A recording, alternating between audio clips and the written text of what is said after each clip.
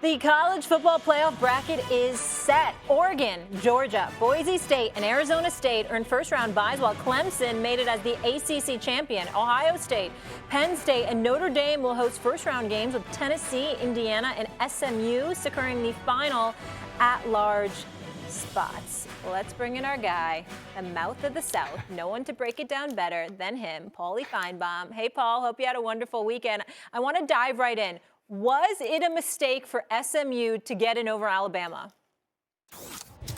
Molly, it was a mistake, but, and I say but because I understand where America is. We all saw that feel-good story on Saturday night when this great bunch from SMU, on the verge of getting blown out, came all the way back and missed by a field goal. So the country said they deserve it. Forget deserving. Are they better than Alabama? No, they are not better than Alabama. SMU would probably have 5 or 6 losses if they played in the SEC with Alabama or Georgia's schedule. But in the end, and I'll make this quick, Alabama did it to themselves. If Alabama had not been blown out by Oklahoma 24-3 a couple of weeks ago, I think they would have found their way in. But ultimately, Alabama can blame the committee, but they ought to look in the mirror. It's their fault.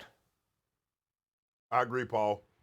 It's just hard. You lose to an unranked Vanderbilt. Now, Vanderbilt turned out to be a little better than what we thought they would be, but Oklahoma is unforgivable. You lose 24-3 to Oklahoma, who had been dead to right. They had lost, like 3 or 4 games in a row, and they hadn't even come close to winning. And then they blow you out on a national televised game for the entire world to see.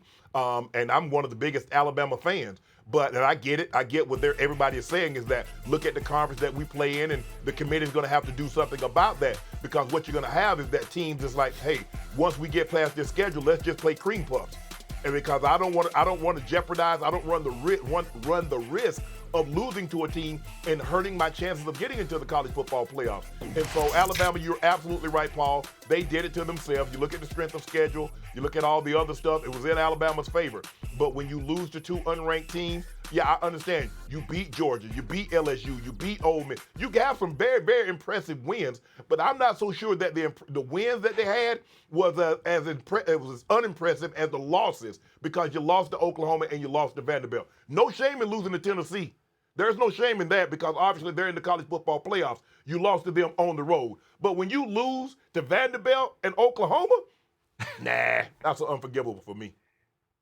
Well, I thought it was the right decision to put SMU in. I have been adamant that it wasn't even about Alabama for me. If they were going to put a 3-loss SEC team in and SMU got smoked, let's say that, I was adamant that it should have been South Carolina, because I think that they're the better football team. And I know head-to-head mattered, but it was 2 months ago when they played.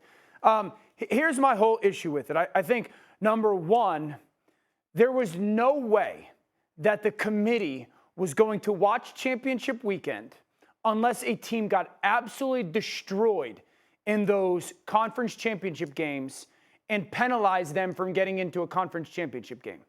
Because what happens is, if you do that, if SMU plays and they have that massive comeback and they lose, and you put Alabama or a Carolina or a Ole Miss in, what you're then going to have is a team next year is going to play in a conference championship game, and the night before, everybody's going to get sick. And they're not going to play in the game. And then they're going to go, well, we were in before and we couldn't play, so you got to keep us in. So they had to do that. Number two, this is why Ward Manuel, respectfully, when he said, well, if you didn't play in conference championship weekend, you weren't going to be able to move or something in regards to against others who did play. That should never have been the case. My point is this, Paul and Shannon. Again, I'll go back to South Carolina. To sit there and say South Carolina not playing in the conference championship weekend and they could not improve means that the win they had the week before against the ACC champion did not change their strength of record or strength of schedule. That is an incorrect thing to say. I do think the great overall takeaway is the conference champions should not have auto buys. They should auto be in. I totally agree with that. Because, Shannon, what happens is there's 2 levels to this, right? One, we know the SEC is the best conference in college football because they get the best high school recruits. That's always been the case, right? So, no, the ACC and the Big 12 are not the SEC. But then, is the ACC not better than the Mountain West?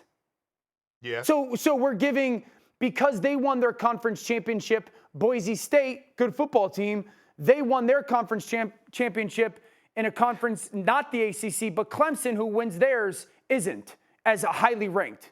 Well, why can we use the one metric of, well, this conference is better than this conference, but we're not using it in another one? So I think overall, SMU was the right thing to do. I think that they are one of the 12 best football teams. They can beat anybody at any moment because of the way that they played in that second half. But there should be a lot of data collected when it comes to the playoff and how adjustments need to be made. Paul? Dan, one second. First of all, they're not one of the 12 best football teams. I mean that's How not can you say possible that? because look, Dan, I can evaluate how they played this year. They have one loss, and their best win is Duke. Alabama's best win is Georgia. I mean, they also beat South Carolina. I mean, Dan, LSU, we saw and the Ole Miss. inefficiency. Yeah, of course. I mean, by the way, not worth debating. And your point about South Carolina is fair, but you cannot disregard head-to-head. But what Dan said there, I agree with completely, though, is this farce of a system of letting Boise State waltz on in and Arizona State. They're both good teams. I'm not saying too they're much, not. Paul. Yeah. Come on, committee. Y'all know it's not even comparable. I want Paul. And Molly, one last thing here. Yeah, What go Dan ahead. said, which I do. Ward Manuel, I mean, really, he's the chairman of the committee, and I've never seen a guy come in front of cameras like he did last Tuesday night and screw up more. I mean, he essentially said there's not going to be any movement. We're going to protect the conference champions. I mean, the only thing he really, and then he added to that in saying that Miami was out, Shannon and Dan and Molly, that Alabama's resume is significantly better, but then he puts SMU in with a far inferior resume. But again, expecting people like that to make sense on national television, I don't know why we expect that, because we don't make very much sense on national television, and we're supposedly professionals. That's true. Hey, Dio and Paul, he could have said nothing. He didn't have to say anything about why he had Alabama over Miami. He could have just let it go. He was the one that said, oh, look at the wins against top 25 teams. Look at who they've beaten. Look at who they've lost to. He said that. So he opened up Pandora's box when it was closed and had a lock on it. No one asked him that. So he gave too much information, and then he backed himself into a corner by putting SMU in over Alabama when clearly Alabama has the most. It wasn't like SMU won the title. You have a legitimate case. If you put them in, okay, and they won, I get that. But they got 2 losses. Are you telling me their 2 losses are impressive? Are you telling me the wins against Duke? They got 11 wins, but they beat Duke. Really? How many wins you think Duke would have in the SEC? Yeah, but so, okay. All right, final word here. Go ahead. Real quick. Number one, I do think Oregon got a little bit of a shaft as well, because I think their road is difficult. I think the second thing is this. And Paul, maybe you know a little bit better than me. I got a lot of love for the SEC, but we can't. I hear a lot of people from the SEC being like, we're the toughest conference ever in the history of any type of sports, and patting themselves on the back. Probably fair to say in some points, but then being like, well, we're not going to schedule tough out-of-conference games anymore. It's either you're the biggest and baddest conference and all you have to do is play each other, or not. We can't have both of them. Well, I'm not going to let you know, because I get no reward for scheduling tough out-of-conference opponents. I don't get rewarded for that. So why would I do it? You think I'm going to run the risk and get beat with a tough out-of-school? No, absolutely not. I'm going to play Duke. Well, think about Clemson for Shannon. Think about Clemson, for example. They're the ACC champions, right? They lost to Georgia 34-3. They lost to South Carolina, which is somewhere between about 4 and 6 in the SEC, depending on who you ask. And they lost on their home field. And I'll go ahead and predict right now, they're going to lose to Texas. So they're at the end of the season, they're going to be 0-3 against the conference, the SEC. So you can talk about the SEC bias and all that nonsense, but there's a prime example that the best, the ACC representative can't beat anybody in the SEC. All right, SEC is the best conference. Yes, it's the best college football in the country. All right, we're leaving it there. We got to go, guys. I'm not sold on that Texas.